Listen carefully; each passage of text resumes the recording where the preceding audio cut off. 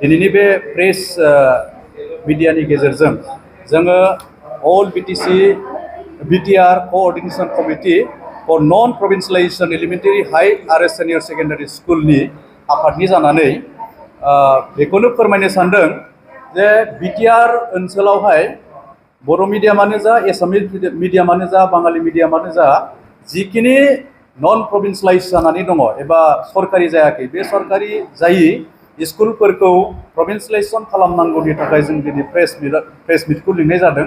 दा सरकारा गोख्रैनो 6.3 दफानि गेजेरजों बा 6.3 जिथु दफा लानानै फैबाय BTR एकर्डनि गेजेरजों बे दफाखौ थाबैनो इमप्लिमेन्ट खालामनानै जोंनि जिथु समस्या सोलोंथाइनि सायाव जि समस्या बे समस्याखौ गोख्रैनो समाधान खालामनो थाखाय जोङो खावलायदों आरो गोख्रै खावलायदों। नङाब्ला जोङो जोंनि आफादनिफ्राय जोंनि हन्थानिफ्राय गोख्रों बिनि सायावहाय आन्दोलन खालामनो थाखाय जोङो रेडि जानानै दङ। बेनिखायनो आङो आसाम सरकार BTR सरकार मोन्नैबो सरकारखौ खावलायनो लुबैदों जाहाथे जोंनि बे प्रभिन्सियलाइजेसन मेटारा पेन्डिं जाबाय थाया आरो थाबैनो जाहाथे बियो बे इस्युआ जोबनानै थाङो। बेनिखायनो बिथांमोना बे खामानिखौ थाबैनो मावनांगौ बेखौ जोङो खावलायदों। मानोना गोबां बोसोर जोंनि ओनसोलाव प्रभिन्सियलाइजेसन मेटारा पेन्डिं जानानै थाबाय थादों। दिनैसिमबो सरकारा जोंखौ थगायबोगासिनो दङ आरो बे थगायबाय थानायनि थाखायनो दिनै गोबां फोरोंगिरिफ्रा सोरबा रिटायार्ड जालांदों सोरबा थैलांदों आरो बिनि सायावहाय गोबां सरकारा जेबो एक्सन लायैनि थाखाय गोबां न'खरानो फोरोंगिरिफोरनि न'खरानो दुखु जाल्लायाव गोलैनानै दङ। दा जोङो बेखायनो खावलायदों जाहाथे सरकारा थाबैनो फैबाय थानाय बे 15 आगस्टनि गेजेरावहाय प्रभिन्सियलाइजेसन मेटारनि सायावहाय डिक्लेरेसन होनांगौ आरो बै 22 तारिखआव आगस्ट 22 तारिखआव जिथु एसेम्बलि जागोन आसाम एसेम्बलि बे एसेम्बलियावहाय बाजेट उत्थापन खालामनानै बाजेट लाबोनानै बिल पास खालामनांगौ बेखौ जों हन्थानिफ्राय जों गोख्रों खावलायदों गोख्रों जों जाजानायखौ लुबैदों। नङाब्ला जोङो 15 आगस्टनि उननिफ्राय फेन डाउन जा हाबाफारि मोनफ्रोमबो स्कुलखौ फरायसालिखौ जोङो बन्द खालामगोन आरो 15 तारिखनिफ्राय जोङो सप्तासे पेन डाउन खालामनायनि उनावहायनो जोङो गोख्रों आन्दोलननि हाबाफारि लागोन आरो बेयावहाय डु अर डाइ जों फोरोंगिरिफ्रा जि खालामनांगौ जों खालामनो थाखाय माखासे हाबाफारि थि खालामनायजों बेनिखायनो BTR सरकार आरो आसाम सरकार थाबैनो गोख्रैयै जोंनि प्रभिन्सियलाइजेसन मेटारखौ थाबैनो संशोधन खालामनांगौ एबा सुस्रांनांगौ होननानै जोङो दाबि खालामदों।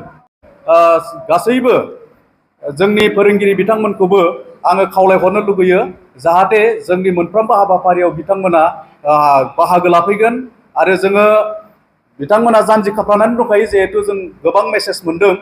दा बेखायनो बे 15 तारिखआव 15 आगस्टआव जाहाथे भारतनि उदांस्रि सान बे सानाव आसामनि चिफ मिनिस्टारा डिक्लेरेसन खालामाब्ला जोङो गोख्रों हाबाफारि लानानै जोंनि जिथु मोननांगौ मोन्थाय जोंनि मोननांगौ अधिकार बेखौ जोङो हायब्यस्त खालामनो थाखाय राजि। बेखायनो आं गोख्रै खालामदों इमसनेलि जोङो बुंगासिनो दङ सरकारजों सावरायगासिनो दङ BTCनि गाहाय मावफुं सोद्रोमा प्रमद बर' बिथांजोंबो जोङो सावरायदों माखासे EM फोरजोंबो जों सावरायदों।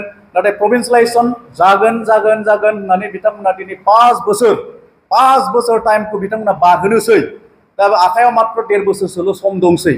बे 1.5 बोसोराव जुदि खालामनानै होनो हायाब्ला निउ एडुकेसन पलिसिया जिथिया फैयो अब्ला जोंनि निउ एडुकेसन पलिसियावहाय जितु गुन गोनां सोलोंथाइ होनांगौनि जि हाबाफारि बे हाबाफारियाबो फेलर जागोन। बिथांमोना मोनसे फेलर सरकार हिसाबै गावसोरखौनो डिक्लेयार खालामना लानांगोन आरो फैबाय थानाय बे इलेक्सनाव बिथांमोना जेनगोना बियो खाटां जागोन। नङाब्ला बे स्कुल इस्युखौ स्कुलनि जितु इस्यु प्रभिन्सियलाइजेसन मेटारनि जि इस्यु बे इस्युखौ बिथांमोना थाबैनो खालामनानै होआब्ला फैबाय थानाय बिथांमोननि BTC इलेक्सनानो जा BTR इलेक्सनानो जा आसाम एसेम्बलिनि इलेक्सनानो जा बे इलेक्सनफ्राव जेनगोनखौ बिथांमोना सानना लानाया मोजां।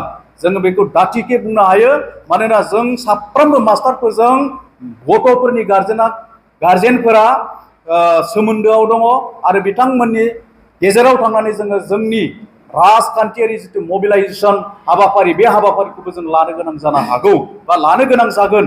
बेखायनो जोङो सरकार बिथांमोनखौ जों सरकाराव जाय बिथांमोना जिरायदों बिथांमोनखौ खावलायदों BTR दफानि 6 BTR एकर्डनि दफा मथे 6.3 जितु इमप्लिमेन्टेसन खालामनांगौ उइदाउट कन्डिसन बिटिसि आव 6 शिड्युल हिसाबै उइदाउट कन्डिसन फ्लेगशिप पलिसि लाबोनानै जि पलिसिजों बिथांमोना स्कुल कलेज प्रभिन्सियेलाइजेसन खालामनायनि हाबाफारि लादोंमोन बेखौ थाबैनो मावफुंनानै होथों अन्यथा जोङो बिनि सायावहाय गोख्रोंनिफ्राय गोख्रों हाबाफारि लानो थाखाय जानजि खाफ्रानानै दङ नङाब्ला जोङो ओरैनो जिरायनानै थानाय नंला बेखौ जोङो दिनैनि बे प्रेस मिटनि गेजेरजों खावलायहरदों आरो फैबाय थानाय समाव जाहाथे बे खामानिखौ थाबैनो मावफुंना होयो गोजोन्थों।